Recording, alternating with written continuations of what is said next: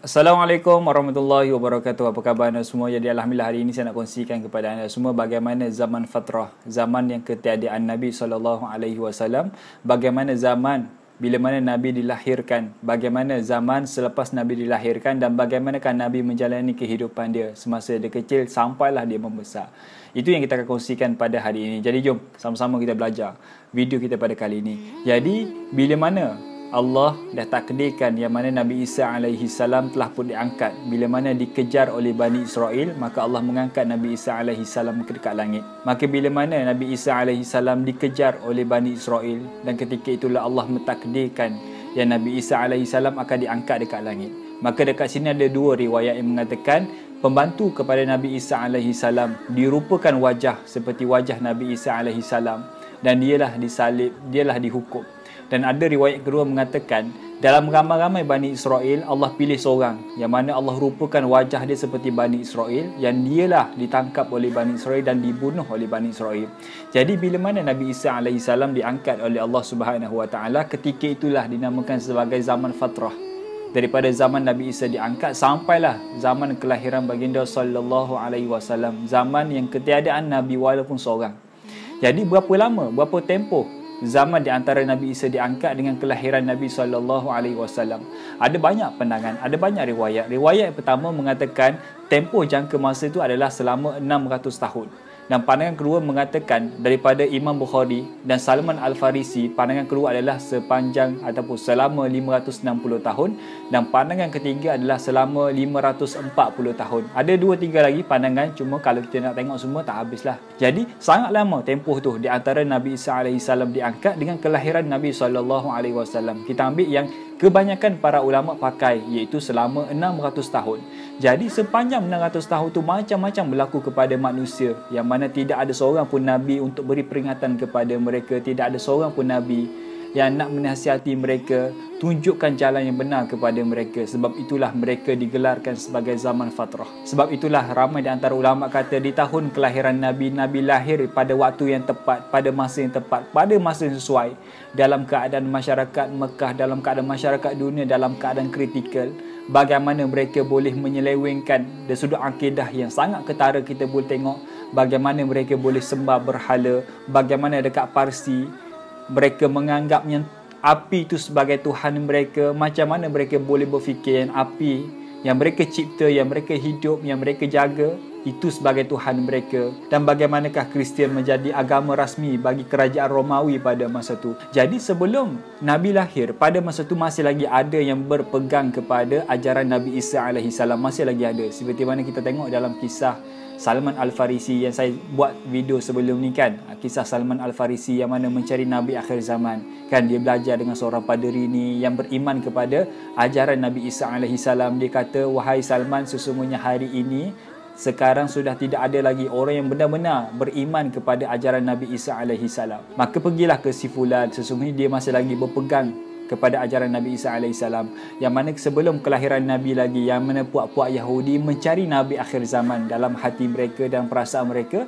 Mereka mengharapkan yang Nabi akhir zaman adalah dari kalangan mereka. Jadi puak-puak Yahudi ni sebelum Nabi lahir, mereka memang pun dah kaji, mereka dah tahu siapakah Nabi akhir zaman, bagaimanakah perwatakan dia. Bahkan puak-puak Yahudi ni mereka memang mengenali, sampaikan ayah dan ibu Nabi akhir zaman pun mereka ada ciri-ciri yang mereka boleh mencarinya. Lalu dekat kota Mekah ada satu keluarga yang sangat dimuliakan dekat kota Mekah, sangat dikagumi dekat kota Mekah dan sangat disegani oleh masyarakat Mekah pada masa itu. Bahkan dekat luar kota Mekah pun ramai pimpinan-pimpinan luar Mekah, mereka sangat segani dengan keluarga ini, dan keluarga inilah yang menjaga kota Mekah pada masa itu. Siapa?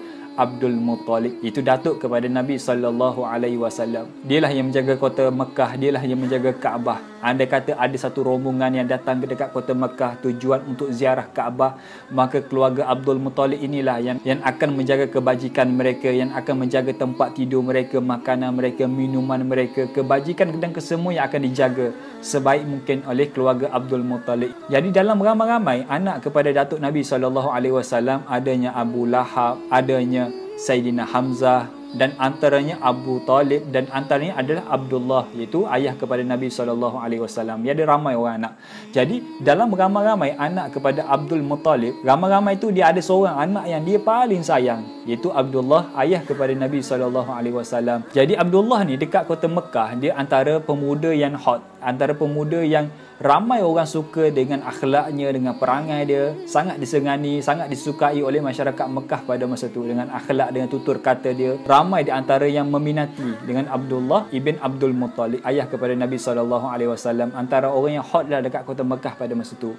Sama juga dengan ibu Nabi SAW, iaitu Sayyidatuna Aminah, yang mana ramai juga yang puji akhlak Sayyidatuna Aminah, yang menjaga perwatakan dia, menjaga pergaulan dia, menjaga pemakaian dia, dan ramai yang suka kepada Sayyidatuna Aminah. Jadi satu hari bila mana Abdul Muttalib nak jodohkan Abdullah, ayah kepada Nabi SAW, dengan Sayyidatuna Aminah, lalu bila mana nak disatukan Abdullah dengan Aminah, maka pada hari perkahwinan Abdullah bersama rombongan pengantin lelaki, maka mereka bergerak nak ke rumah Sayyidatuna Aminah. Maka dalam perjalanan dia berjumpa dengan seorang wanita.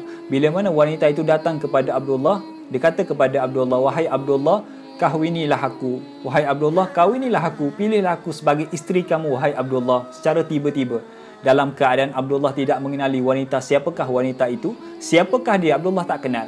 Dan ketika itulah Abdullah kata, "Tak boleh, kerana aku telah pun memilih Aminah sebagai isteri aku, dan aku sangat sayang kepada Aminah," lebih kurang macam tu. Lalu bila mana ditolak permintaan wanita tadi, maka Abdullah pun meneruskan perjalanan sampai dekat rumah Sayyidatuna Aminah. Maka dikahwinkan. Maka 2-3 hari duduk dekat rumah Aminah, maka Abdullah bersama dengan Sayyidatuna Aminah, ibu Nabi, dia nak kembali dekat kota Mekah.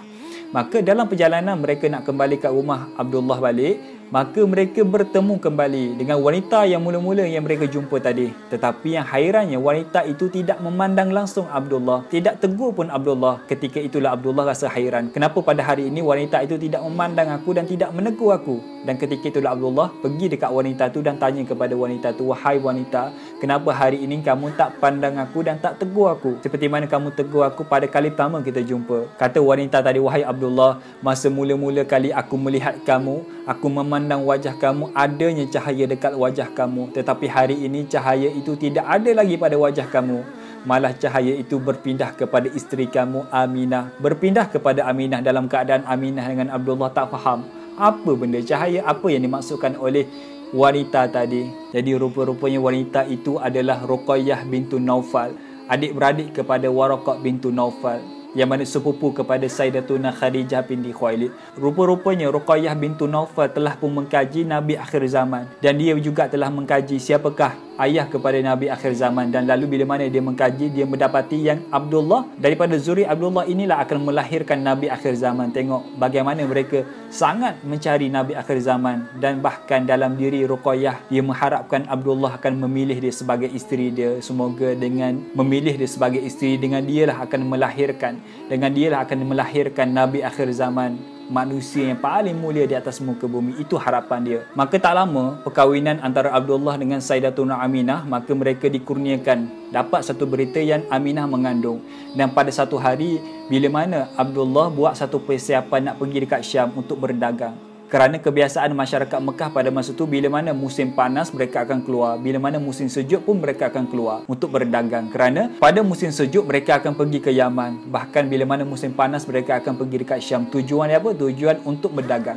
Lalu bila mana satu hari Aminah telah pun mengandung, maka Abdullah dia mempersiapkan peralatan dia untuk pergi berdagang, untuk pergi berniaga dekat Syam pada musim panas. Lalu bersiap maka berangkatlah. Lalu bila mana perjalanan itulah pulang daripada Syam, ayah Nabi SAW, Allah takdirkan jatuh sakit, maka meninggallah ayah Nabi SAW dalam perjalanan pulang daripada Syam. Dekat mana? Dekat Madinah ataupun Yasrib. Bila mana sampai berita itu kepada Sayyidatuna Aminah, dia sangat sedih atas kematian suami yang dia paling dia sayang. Dan ketika itulah Sayyidatuna Aminah meneruskan kehidupan bersama dengan anak dalam kandungan itu. Kata Sayyidatuna Aminah, ketika mana aku mengandungkan Muhammad, aku tidak merasai kesakitan pun, bahkan aku tidak merasai berat pun seperti mana yang dirasai oleh wanita-wanita Quraisy pada masa itu. Maka satu malam bila mana masih lagi Aminah mengandungkan Nabi SAW, Sayyidatuna Aminah bermimpi, yang mana dalam mimpi dia datang satu suara, yang mana suara itu kata kepada Sayyidatuna Aminah, "Wahai Aminah, engkau sekarang tengah mengandungkan Tuan kepada umat ini, sesungguhnya umat ini adanya Tuan, yang mana Tuan umat ini ada dalam perut kamu, wahai Aminah. Apabila engkau melahirkan anak ini, maka bacalah doa ini, wahai Aminah. Aku berlindung daripada Tuhan yang Maha Esa, daripada orang yang dengki dengannya, dan namakanlah anak ini, wahai Aminah, dengan nama Muhammad. Dan satu lagi boleh tak saya nak kongsikan kepada anda, yang mana hari ini adalah 29 hari bulan, yang mana 29 hari bulan, esok 30 dan lusa 31. Kita ada 3 hari lagi yang mana saya nak buat promosi ni, nak bagi percuma kepada anda. Nak bagi percuma 1 balang kepada anda, yang mana kita dah ada customer kami yang dia order 12 balang. Kita bagi 4 balang percuma kepada beliau. Disebabkan apa? Disebabkan setiap 3 kita nak bagi 1 percuma. Setiap 3 balang anda order, kita akan bagi 1 balang percuma. Jadi jangan lepaskan peluang. Ini promosi Sempena Merdeka. Kita nak bagi kepada anda supaya lebih ramai lagi yang boleh makan the snack cookies ni daripada saya. Okey, yang ini V cookies daripada vanilla butter, and then the best seller adalah cha cookies. Ni cha cookies. Okey, cha cookies ni daripada coklat lah. Okey, anda boleh tengok gambar yang lagi jelas. Jadi siapa berminat nak dapatkan 1 balang percuma ke, 2 balang percuma ke, 3 balang percuma ke, anda yang decide nak berapa balang percuma. Anda boleh WhatsApp nombor kat bawah, nanti saya akan bantu anda. Okey, saya akan bantu anda macam mana cara dia untuk dapatkan percuma daripada kami. Okey, tak lama, 3 hari sahaja lagi. Hari ini 29, esok 30, lusa 31. Maka 31 Ogos kita akan tutup promosi yang kita buat ni. Jadi jangan lepaskan peluang, just WhatsApp nombor kat bawah. Assalamualaikum warahmatullahi wabarakatuh.